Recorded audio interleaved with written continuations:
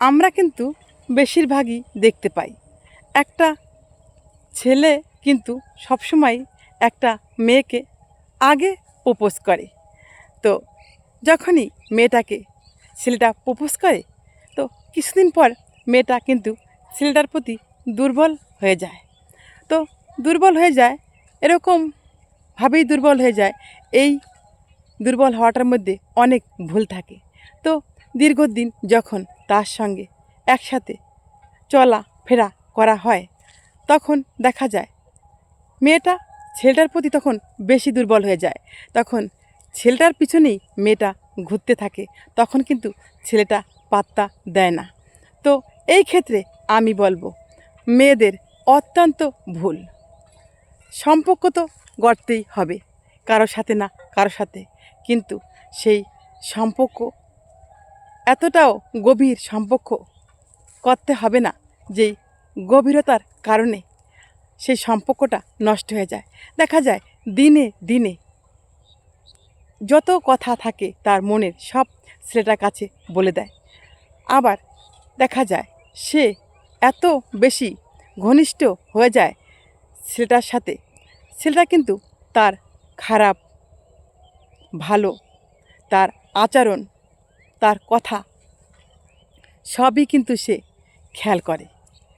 তার কথার টোন সব কিছু যখন ছেলেটা খেয়াল করে, আর ছেলেটার যখন মনে হয় যে এই মেয়েটা আসলে ভালো না, তখন কিন্তু ছেলেটা আস্তে আস্তে তার কাছ থেকে অনেক দূরে সরে যায়।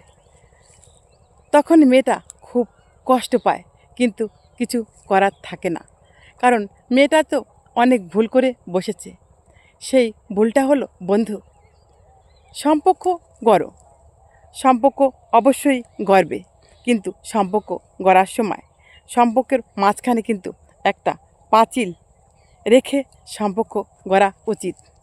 আমরা সম্পর্ক গড়তে যাই মানেই পাঁচিল ভেঙে সম্পর্ক গড়ে তুলি, কিন্তু এই পাঁচিল ভেঙে সম্পর্ক যারা গড়ে তোলে বন্ধু, তাদের সম্পর্কটাই বেশিরভাগই ভেঙে যায়।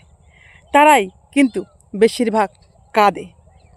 যেই মেয়ে বোকা সেই মেয়ে কিন্তু বেশিরভাগ এই কাজটা করে থাকে, যে মনের সব কথা বলে দেয়। বেশিরভাগই ছেলেটার প্রতি আবেগপ্রবণ হয়ে যায়, এতটা আবেগপ্রবণ হয়ে যায় সে কিন্তু তার কাছে কিছুই বাকি রাখে না, তার সর্বস্ব কিন্তু তাকে সে দিয়ে দেয়। আর তখন কিন্তু ছেলেটা মেয়েটার প্রতি আর অতটা ইন্টারেস্ট থাকে না, তখনই কিন্তু এই সম্পর্কটা ধীরে ধীরে নষ্ট হয়ে যায়। তো আমি প্রতিটা মেয়েকেই বলবো সেই কথাটা হলো, সম্পর্ক গড়ো, কিন্তু সম্পর্ক যতদিন তোমরা সাকসেস না করতে পারছো, ততদিন পর্যন্ত তোমরা পাঁচিল রেখে সম্পর্ক করো, না হলে কিন্তু সম্পর্ক টিকবে না বন্ধু। কথার মধ্যে যদি কোনো ভুল ত্রুটি থাকে অবশ্যই ক্ষমার চোখে দেখবে।